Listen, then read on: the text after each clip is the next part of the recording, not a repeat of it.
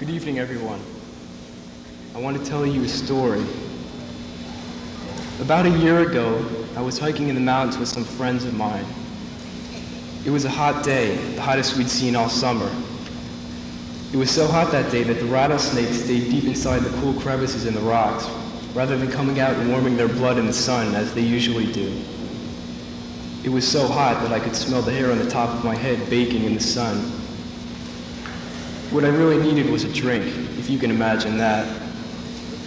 By chance, before very long, we came to a small rushing stream, and I ran or staggered to the edge of the water, fumbling with the cap to my empty canteen as I went. My hands were trembling badly, and my tongue felt like a dead toad sticking to the roof of my mouth. And even as I plunged the canteen into the cool, clear water, I felt as though I were toppling over. My head was buzzing, and my vision was clouding over at the edges. I couldn't believe that this was happening.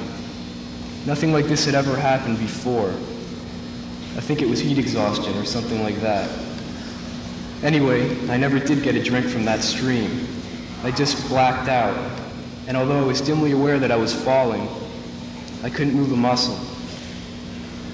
I don't know if I fell headfirst into the stream or backwards into the bushes, but somehow I dropped into a hole between some big rocks, and I came to on the cold, rocky floor of an underground cavern. It took several minutes for me to realize what had happened. When I recovered enough to sit up and get my bearings, I remembered that I was extremely thirsty, and I groped for my canteen. I found it lying on the floor of the cavern between my feet. It was half full of water. I raised it to my lips.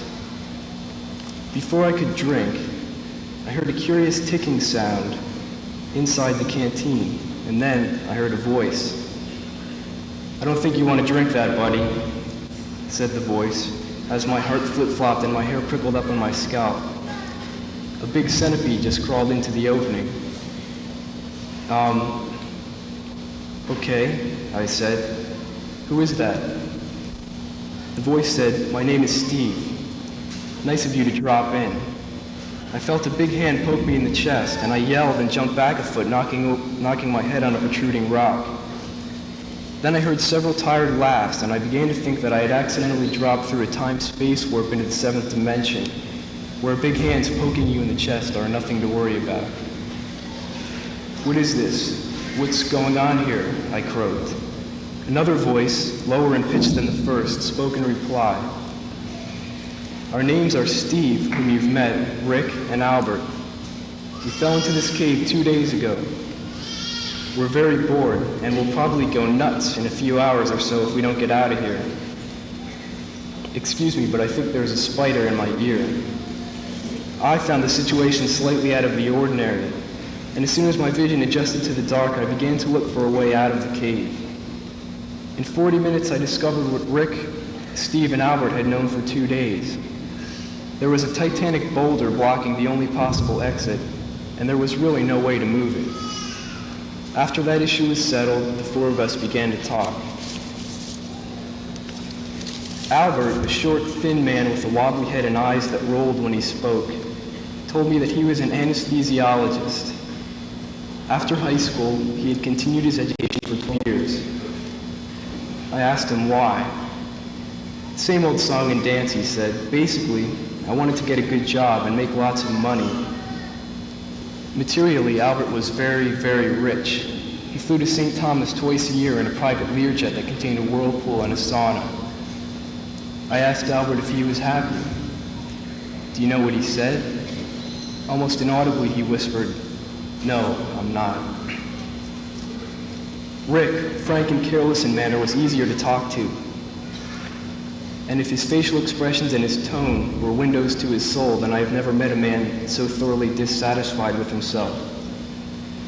Rick had graduated from high school by the skin of his teeth, and after 3 months of graduation parties, he had signed up for a short stint in the Army. During his first few weeks of training, he had taken a lot of heat for disorderliness and unexplained absences, and after a month, he had been kicked out for a drug habit.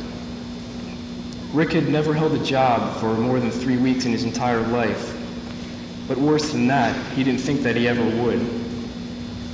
At times, he admitted he felt terribly disappointed with himself, almost to the point of doing something about it. But more often, he just felt lazy and didn't care.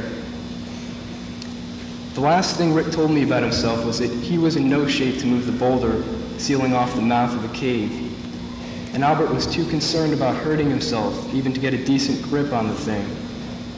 But he wasn't sure that Steve had really even tried yet. I nodded wisely, wondering what Steve would have to say about the matter of the boulder, and that was when an enormous black slug-like thing slid out of a hole in the wall and swallowed Albert whole. But none of us really noticed, and all of us were too famished and exhausted to scream, and based on what Albert himself had told me, I figured he was better off anyway. Steve was a large, broad-shouldered man with a full beard, small, squinting eyes, and a crooked smile. He told me that he too had graduated from high school and had then gone on to attend a few classes at a local university. I asked him what he did for a living. He turned to me, grinning, looked me in the eye and said, "I live for a living. What else?" Then he chuckled softly and patted me on the back. "I tell stories," he explained. "I travel around the country and tell stories for people, small audiences and large, to cheer them up, lift their spirits, and help them feel good about life. People love that, and it's what I've always wanted to do." I turned my head to look at Rick to see what he thought about this subject, and I noticed with mild surprise that he was not with us anymore. His t-shirt and his Levi Strauss jeans and his shoes and socks were still lying on the floor, as though Rick had reclined and gone to sleep, but his body had just faded away. I'm not sure that it really mattered, because I think the real Rick, the Rick who had hopes and potential to achieve them, had faded away a long time ago. Between Steve and me, there was plenty of talking then, and most of it was done by Steve, who had a lot of stories to tell and a lot of questions to ask me. We had lain on our backs for about half a day after Rick disappeared, just talking and thinking, when he sat up slowly and said, "If you could do what you really wanted to in life, or at least try with all your might, what would you do?"